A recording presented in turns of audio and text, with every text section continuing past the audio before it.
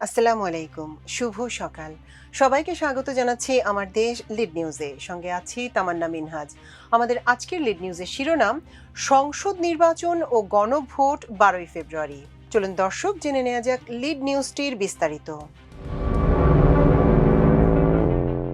ত্রয়োদশ জাতীয় সংসদ নির্বাচন 2026 সালের 12ই ফেব্রুয়ারি অনুষ্ঠিত হবে। একই দিনে অনুষ্ঠিত হবে সংবিধান সংস্কার সম্পর্কিত গণভোট। দেশের ইতিহাসে এই প্রথম গণভোট ও সংসদ নির্বাচন একই দিনে অনুষ্ঠিত হতে যাচ্ছে। গতকাল বৃহস্পতিবার প্রধান নির্বাচন কমিশনার এএমএম নাসির উদ্দিন বহুল কাঙ্ক্ষিত এ নির্বাচনের তফসিল ঘোষণা করেন। গতকাল সন্ধ্যা 6টায় রেওয়াজ অনুযায়ী জাতির উদ্দেশ্যে ভাষণের মধ্যে দিয়ে তফসিল ঘোষণা করেন সিসি। ঘোষিত তফসিল অনুযায়ী মনোনয়নপত্র জমা দেওয়ার শেষ দিন আগামী 29শে ডিসেম্বর, মনোনয়ন যাচাই বাছাই 30শে ডিসেম্বর থেকে 4 জানুয়ারি, রিটার্নিং কর্মকর্তার সিদ্ধান্তের বিরুদ্ধে আপিলের শেষ তারিখ 11ই জানুয়ারি, আপিলের শুনানি 12 থেকে 18ই জানুয়ারি, প্রার্থিতা প্রত্যাহারের শেষ তারিখ 20শে জানুয়ারি এবং চূড়ান্ত প্রার্থী তালিকা প্রকাশ ও প্রতীক বরাদ্দ 21শে জানুয়ারি। প্রতীক বরাদ্দের পরদিন 22শে জানুয়ারি থেকে প্রার্থীরা নির্বাচনী প্রচার চালাতে পারবেন। প্রচারের শেষ সময় 10শে ফেব্রুয়ারি সকাল 7:30। সাধারণত ভোট গ্রহণ 8 ঘন্টা হলেও এবার ভোট গ্রহণ হবে 9 ঘন্টা। 12ই ফেব্রুয়ারি সকাল 7:30 থেকে বিকেল 4:30 পর্যন্ত ভোট গ্রহণ অনুষ্ঠিত হবে। সংসদ নির্বাচন ও গণভোট একই দিনে অনুষ্ঠানের জন্য সময় 1 ঘন্টা বাড়ানো হয়েছে। এবারই প্রথম রিটার্নিং কর্মকর্তা হিসেবে জেলা প্রশাসক ও বিভাগীয় কমিশনারের বাইরে নির্বাচন কমিশনের নিজস্ব কর্মকর্তা নিয়োগ পেয়েছে। ঢাকার 2টি সহ চট্টগ্রাম ও খুলনার একটি করে আসনে সংশ্লিষ্ট এলাকার আঞ্চলিক নির্বাচন কর্মকর্তাকে রিটার্নিং অফিসার হিসেবে নিয়োগ দেওয়া হয়েছে। নির্বাচন কমিশন সূত্রে জানা গেছে, সংসদ নির্বাচনের ব্যালট হবে সাদা কালো। অপরদিকে গণভোটের ব্যালটের রং হবে গোলাপি। ভোটার ও নির্বাচনী কর্মকর্তারা যাতে ব্যালট সহজে চিহ্নিত করতে পারেন, সেজন্য ভিন্ন রঙের ব্যালট করা হচ্ছে। তফসিল ঘোষণার সময় রাজনৈতিক দল ও প্রার্থীদের উদ্দেশ্যে আচরণ বিধি মেনে শান্তিপূর্ণ ও উৎসব মুখর নির্বাচন করার আহ্বান জানান সিসি। তিনি বলেন, কমিশন স্বচ্ছতা ও নিরপেক্ষতার সঙ্গে দায়িত্ব পালনে বদ্ধপরিকর। কোনো শিথিলতা বা গাফিলতি সহ্য করা হবে না। সুষ্ঠু ও গ্রহণযোগ্য নির্বাচনী কমিশনের একমাত্র উদ্দেশ্য উল্লেখ করে প্রধান নির্বাচন কমিশনার বলেন, এই নির্বাচন কমিশন ও জাতির জন্য গুরুত্বপূর্ণ। এটি ভাবমূর্তি পুনরুদ্ধারের নির্বাচন। তিনি আরো বলেন, এরই মধ্যে নির্ভুল ভোটার তালিকা তৈরি করা হয়েছে। প্রায় অকার্যকর পোস্টাল ভোটকে কার্যকর করা হয়েছে। ভোটারদের উদ্দেশ্যে তিনি আরো বলেন, ভোট শুধু নাগরিক অধিকারই নয়, বরং পবিত্র আমানত ও দায়িত্ব।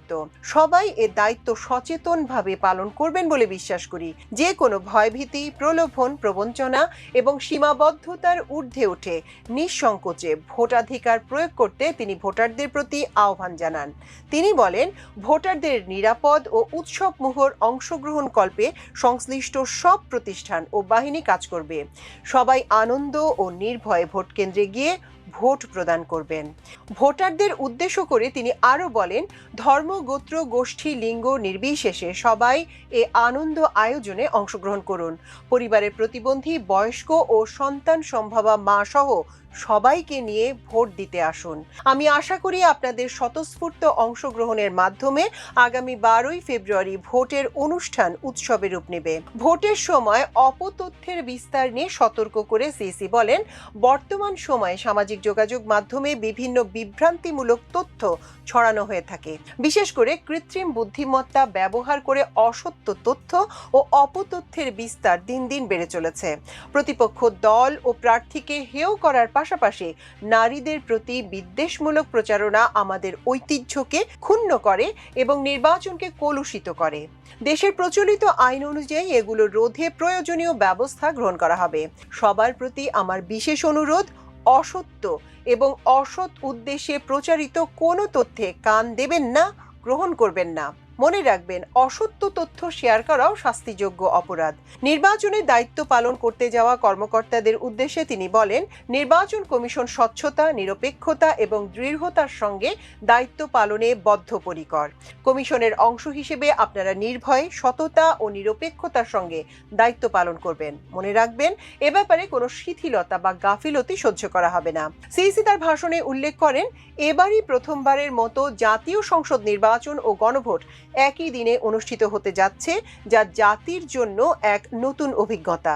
তিনি বলেন, এই নির্বাচন প্রকৃত গণতান্ত্রিক ধারা পুনঃপ্রতিষ্ঠা এবং কাঙ্ক্ষিত সংস্কার প্রশ্নে সিদ্ধান্তের নির্বাচন। এটি রাষ্ট্রীয় প্রতিষ্ঠানগুলোর ভাবমূর্তি পুনরুদ্ধারের একটি অনন্য সুযোগ।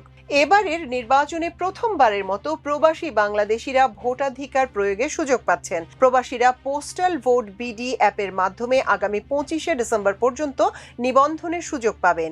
এছাড়া আইনি হেফাজতে থাকা ব্যক্তি, নির্বাচনী দায়িত্বে নিয়োজিত কর্মকর্তা এবং নিজ এলাকার বাইরে কর্মরত সরকারি কর্মচারীরাও পোস্টাল ব্যালটে ভোট দিতে পারবেন। ভাষণের শুরুতে সিইসি বলেন, 2024-এর গণ অভ্যুত্থান এবং শহীদদের রক্তের উপর দাঁড়িয়ে একটি সুষ্ঠু ও সুন্দর নির্বাচন অনুষ্ঠানে কমিশনের অঙ্গীকার। তিনি আহত ও নির্যাতিতদের প্রতি সমবেদনা জানান এবং তাদের দ্রুত আরোগ্য কামনা করেন। এই প্রথম নির্বাচন কমিশনের নিজস্ব কর্মকর্তাকে রিটার্নিং কর্মকর্তা করা হয়েছে। 300 সংসদীয় আসনের মধ্যে 4টি সামলাতে হবে ইসির কর্মকর্তাদের। নিয়োগকৃত কর্মকর্তাদের মধ্যে ঢাকার আঞ্চলিক নির্বাচন কর্মকর্তা মোহাম্মদ ইউনুস আলী, ঢাকা বিভাগের 2টি আসনের এবং চট্টগ্রামের আঞ্চলিক নির্বাচন কর্মকর্তা বেলায়েত হোসেন এবং খুলনার আঞ্চলিক নির্বাচন কর্মকর্তা ফয়সাল কাদের একটি করে আসনে দায়িত্ব পালন করবেন। গতকাল রাতে কমিশন এর নিয়োগ অনুমোদন দিয়েছে। এ সংক্রান্ত পরিপত্র রাতেই জারি করা হয়েছে। অতীতে বিভাগীয় কমিশনার এবং ডিসিরাই নির্বাচন পরিচালনাকারী হিসেবে রিটার্নিং কর্মকর্তার দায়িত্ব পালন করে এসেছেন। সিইসি তার ভাষণে জানান, সংসদ নির্বাচনে ভোট দেবেন 12,96,95,183 জন।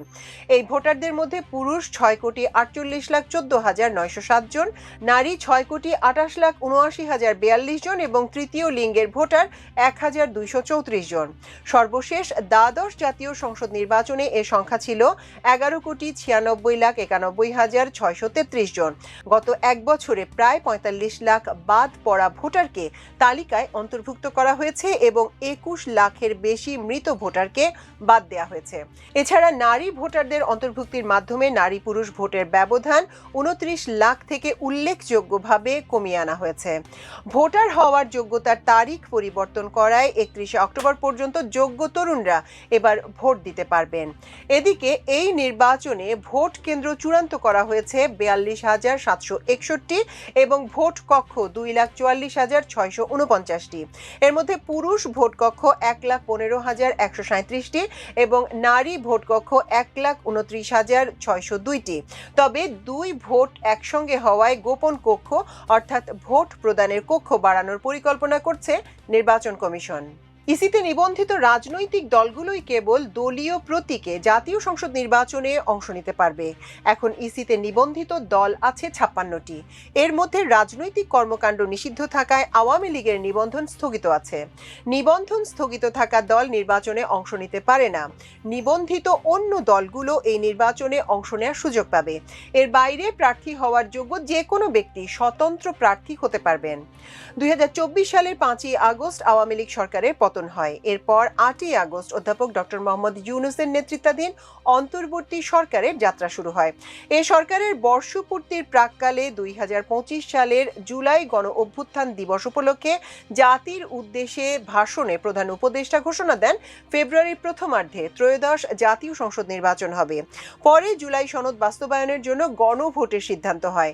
13ই নভেম্বর প্রধান উপদেষ্টা ঘোষণা দেন, ত্রয়োদশ সংসদ নির্বাচনের দিনে গণভোট হবে। দর্শক, এই ছিল আমাদের আজকের লিড নিউজের আয়োজন। এতক্ষণ সঙ্গে থাকার জন্য অশেষ কৃতজ্ঞতা। আল্লাহ হাফেজ।